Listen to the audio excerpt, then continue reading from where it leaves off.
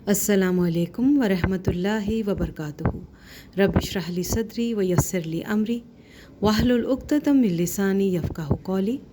सूरत अल-माइदा की आयत नंबर 42, 43, 44, 45, 46 का तर्जुमा और तफसीर आयत नंबर 42 की, 43 की और 45 की।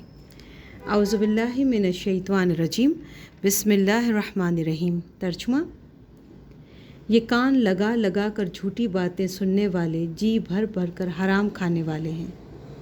चुनांचे अगर ये तुम्हारे पास आएँ तो चाहे उनके दरमियान फ़ैसला कर दो और चाहे उनसे मुंह मोड़ लो। अगर तुम उनसे मुंह मोड़ लोगे तो ये तुम्हें कोई नुकसान नहीं पहुंचा सकेंगे, और अगर फ़ैसला करना हो तो इंसाफ से फ़ैसला करो। यकीनन अल्लाह इंसाफ करने वालों से मोहब्बत करता है। और जो कैसे तुमसे फ़ैसला लेना चाहते हैं और ये कैसे तुमसे फ़ैसला लेना चाहते हैं जबकि उनके पास तौरात मौजूद है जिसमें अल्लाह का फ़ैसला दर्ज है, फिर उसके बाद फ़ैसले से मुंह भी फेर लेते हैं। दरअसल ये ईमान वाले नहीं हैं। बेशक हमने तौरात नाजिल की थी जिसमें हिदायत थी और नूर था। तमाम नबी जो अल्लाह ताला के फरमाबरदार थे उसी के मुताबिक यहूदियों के मामलात का फ़ैसला करते थे, और तमाम अल्लाह वाले और उल्मा भी उसी पर अमल करते रहे, क्योंकि उनको अल्लाह की किताब का मुहाफ़िज़ बनाया गया था और वो उसके गवाह थे। लिहाज़ा ए यहूदियों, तुम लोगों से ना डरो और मुझसे डरो, और थोड़ी सी कीमत लेने की खातिर मेरी आयतों का सौदा ना किया करो। और जो लोग अल्लाह के नाजिल किए हुए हुक्म के मुताबिक फ़ैसला ना करें वो लोग काफिर हैं। और हमने उस तौरात में उनके लिए ये हुक्म लिख दिया था कि जान के बदले जान, आँख के बदले आँख, नाक के बदले नाक, कान के बदले कान, दांत के बदले दांत, और ज़ख्मों का भी इसी तरह बदला लिया जाए।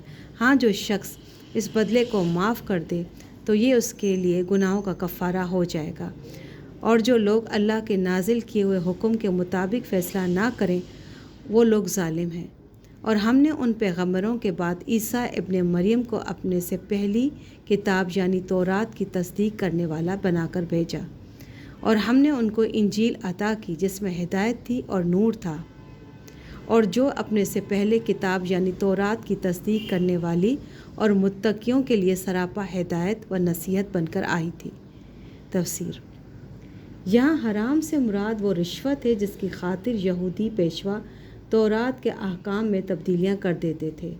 जो यहूदी फ़ैसला कराने आए थे उनसे जंग बंदी का मुआहदा तो था, मगर वो बाकायदा इस्लामी हुकूमत के शहरी नहीं थे।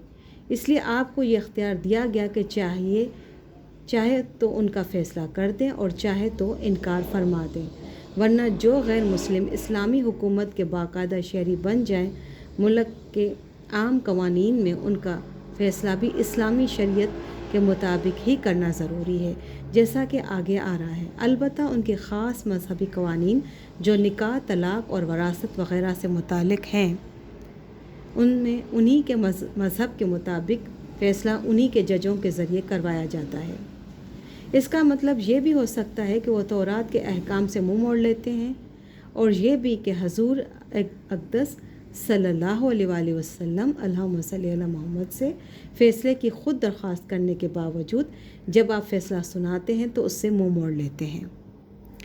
दूसरा वाक़या इन आयात के पस मंज़र में ये है कि मदीना मुनव्वरा में यहूदियों के दो कबीले आबाद थे, एक बनु करीज़ा और दूसरे बनु नज़ीर।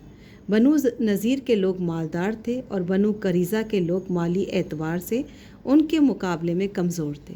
अगरचे दोनों यहूदी थे, मगर बनु नज़ीर ने उनकी कमज़ोरी से फ़ायदा उठाकर उनसे ये ज़ालमाना असूल तय करा लिया था कि अगर बनु नज़ीर का कोई आदमी बनु करीज़ा के किसी शख्स को कत्ल करेगा तो कातिल से जान के बदले जान के असूल पर कसास नहीं लिया जाएगा, बल्कि वो खून बहा के तौर पर 70 वस्क खजूरें देगा। वस्क एक पैमाना था जो तकरीबन 5 मन 10 सेर का होता था। और अगर बनु करीज़ा का कोई आदमी बनु नज़ीर के किसी शख्स को कत्ल करेगा तो ना सिर्फ ये कि कातिल को कसास में कत्ल किया जाएगा, بلکہ اس سے خون بہا بھی لیا جائے گا، اور وہ بھی دگنا۔ جب حضرت صلی اللہ علیہ وآلہ وسلم اللہم صلی علی محمد مدینہ منورہ تشریف لائے تو ایک واقعہ ایسا پیش آیا کہ قریظہ کے کسی شخص نے بنو نذیر کے ایک آدمی کو قتل کر دیا۔ بنو نذیر نے جب اپنی سابق قرارداد کے مطابق قصاص اور خون بہا دونوں کا مطالبہ کیا تو قریظہ کے لوگوں نے اسے انصاف کے خلاف قرار دیا اور تجویز پیش کی کہ فیصلہ حضرت صلی اللہ علیہ وآلہ وسلم اللہم صلی علی محمد سے کرایا جائے، کیونکہ اتنا وہ بھی جانتے تھے کہ آپ کا دین انصاف کا دین ہے۔ جب قریظہ کے لوگوں نے زیادہ اصرار کیا تو بنو نذیر کے کچھ منافقین کو مقرر کیا کہ وہ حضرت صلی اللہ علیہ وآلہ وسلم اللہم صلی علی محمد سے غیر رسمی طور پر آپ کا عندیہ معلوم کریں، اور اگر آپ کا عندیہ بنو نذیر کے حق میں ہو تو فیصلہ ان سے کرائیں، ورنہ ان سے فیصلہ نہ لیں۔ اس پس منظر میں یہ آیت بتا رہی ہے کہ تورات نے تو واضح طور پر فیصلہ دیا ہوا ہے کہ جان کے بدلے جان لینی ہے، اور اس لحاظ سے بنو نذیر کا مطالبہ سراسر ظالمانہ اور تورات کے خلاف ہے۔ سبحان ربک رب العزت عما یصفون والسلام علی المرسلین والحمد للہ رب العالمین۔